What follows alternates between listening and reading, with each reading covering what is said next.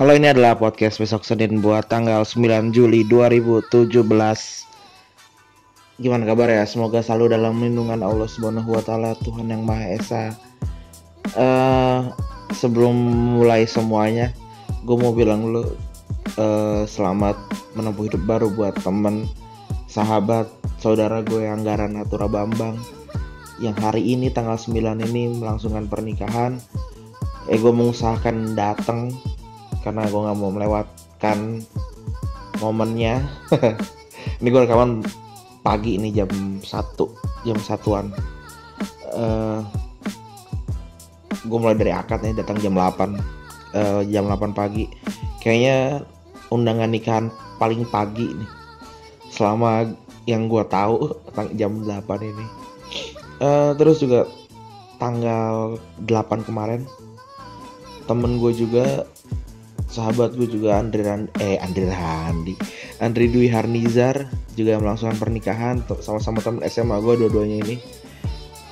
Happy wedding, semoga sakinah mawaddah warahmah. Tapi sorry nggak bisa datang karena tempat weddingnya di Bandung. Speaking of Andri Dwi Harnizar, anak ini adalah yang membuat gue memutuskan untuk ganti nama panggilan. Jadi dari lahir sampai gue SMP gue dipanggil Andri. Tapi karena ada satu insiden yang lumayan sama si Andri Dwi ini waktu gue SMA, akhirnya gue memutuskan untuk ganti nama jadi Randi. Long short story-nya, jadi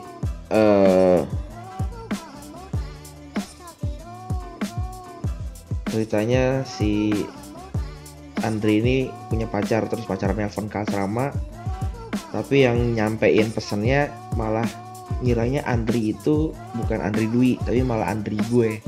Ya udah, akhirnya gue ngangkat, terus terjadi salah paham sama si cewek ini. Terus akhirnya gue baru ingat ternyata ada Andri lain di asrama gue. Gue ngomong lah ke si Andri Dwi ini, terus Andri Dwi ini panik. Andri Dwi ini ke warnet karena kita di sana nggak boleh bawa handphone, wartel. Terus pas balik ke kamar mukanya sedih, ternyata dia diputusin. Ya karena gue salah satunya. Ya udah, karena itu akhirnya gue memutuskan untuk ganti nama jadi Randi, memutuskan untuk ganti nama panggilan jadi Randi gitu. Tapi jadi enak karena kalau temen SMP atau SD itu pasti manggilnya Andri. Jadi kalau di jalan ada yang manggil Andri, pasti teman SD atau SMP atau teman rumah. Tapi kalau teman SMA, teman kuliah, taunya Randi gitu. Yaudah, segitu aja ngomongin diri sendiri.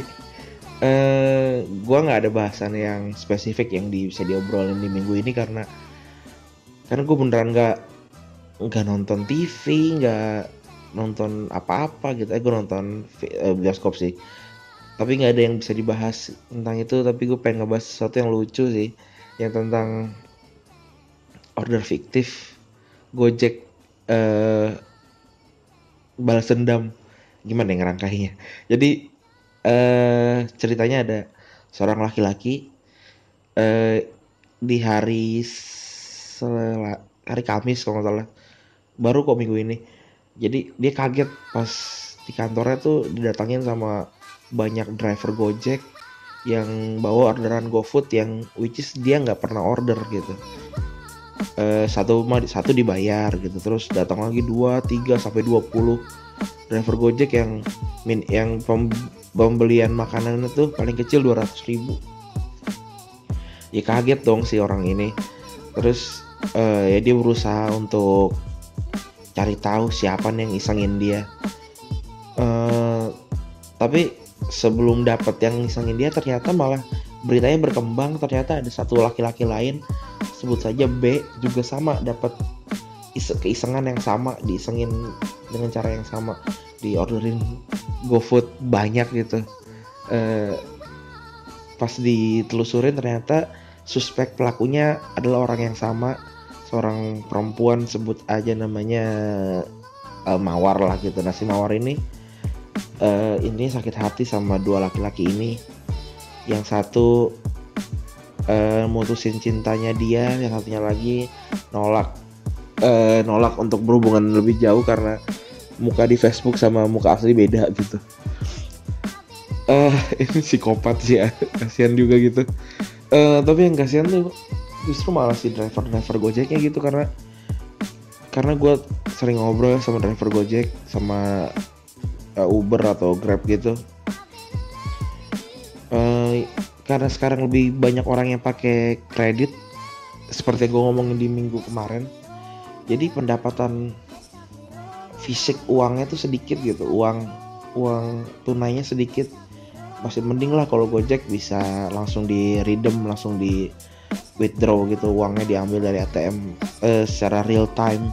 Tapi kalau kayak Grab atau Uber konon bisa semingguan gitu, atau seharinya pun paling sampai jam 12 atau sampai jam 3 sore gitu, which is kasihan. Dan puluhan driver Gojek yang menjadi korban untuk ngisengin si laki-laki itu juga jadi kasihan gitu. Makanannya nggak bisa diklaim jadinya. Ya mungkin mereka makan sendiri, tapi kalau 200.000 kan mendingan buat makan yang lain gitu, kasihan. Itu psikopat sih kalau menurut gua si ceweknya ini. Ya lu pernah punya mantan atau punya bakal calon pacar yang psikopat gitu nggak? Gua sih enggak sih, kayaknya gua normal-normal aja, atau mungkin malah gue yang psikopat kali. enggak. Terus apa lagi ya? Ini paling si siapa? Kaisang ya yang dilaporin ke polisi karena mau dianggap melakukan ujaran kebencian di vlognya di YouTube. Tapi pas ditelusuri ternyata yang ngelaporinnya juga agak-agak, ternyata si pelapor itu udah ngelaporin lebih dari 50 orang karena ujaran kebencian menggunakan sosial media gitu. Dan bahkan dia katanya nggak tahu kalau si Kaisang itu anaknya presiden kan. Emang harusnya berarti dia emang deso gitu, dia nggak tahu hal yang harusnya semua orang Indonesia tahu gitu, dia malah nggak tahu. Terus di minggu kemarin apa ya, bola paling lagi musim transfer, ada Romelu Lukaku, terus ya banyak deh yang berpindah klub. Ntar ya, gue mau di stop dulu, ada telepon. Udah balik lagi. Mau ngomongin ini yang mengislamkan tokoh-tokoh gitu, karena agak lucu gitu kan, banyak banget yang tokoh-tokoh yang dianggap Islam, masuk Islam gitu. Contohnya kayak Napoleon Bonaparte, terus Hitler, terus Gajah Mada gitu, yang akhir-akhir ini kayak bulan-bulan ini. Jadi maksudnya nggak tahu, gue nggak tahu sih apa yang membuat itu jadi penting. Apakah karena para tokoh itu Muslim, terus kita sebagai orang Muslim jadi bangga gitu, padahal ya tau lah kalau contoh Napoleon gitu, kelakuannya kayak gimana kan banyak ada di internet gitu, bisa dicari. Atau Hitler gitu, kelakuannya kayak gimana, atau banyak yang lain-lain gitu. Maksudnya apakah dengan mengklaim para tokoh-tokoh ini, apakah agama Islamnya jadi lebih terangkat gitu? Kalau menurut gue sih enggak, karena yang membuat agama gue, kalau para pendengar kan, yang lo yang ngedengerin kan belum tahu agamanya apa. Kalau buat gue sih agama gue, agama Islam, harum namanya tuh bukan karena orang-orang yang dulunya gitu, malah harusnya orang-orang yang sekarangnya gitu yang menjaga nama baik agamanya.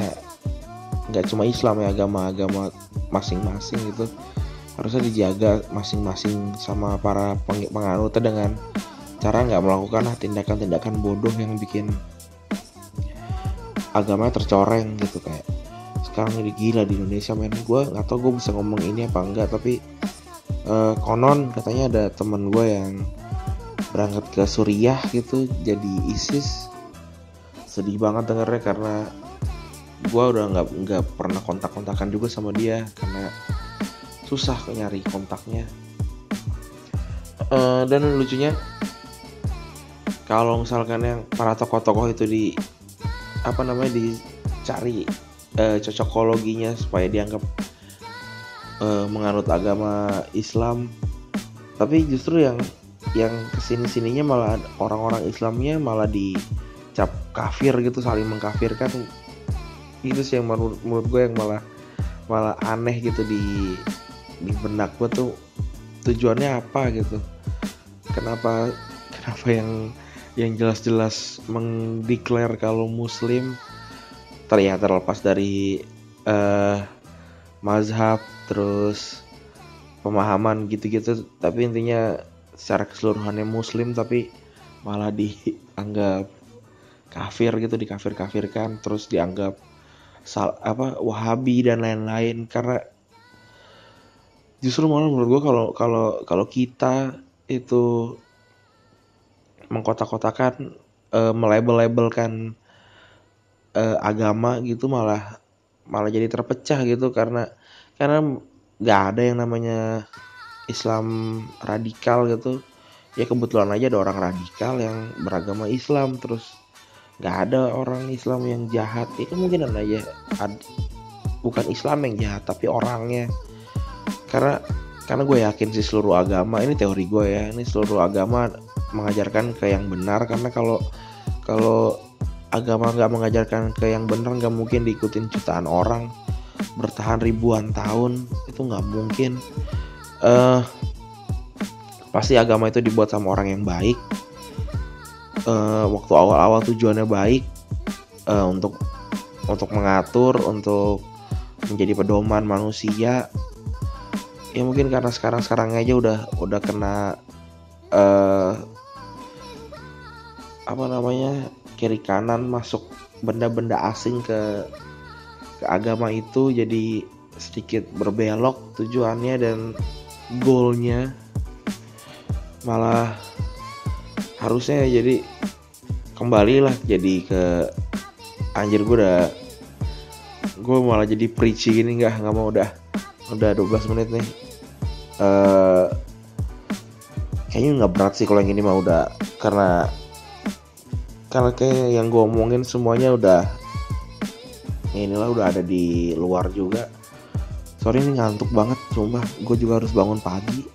Makasih yang udah dengerin. Gue harus ngedit langsung episode ini biar langsung terbit.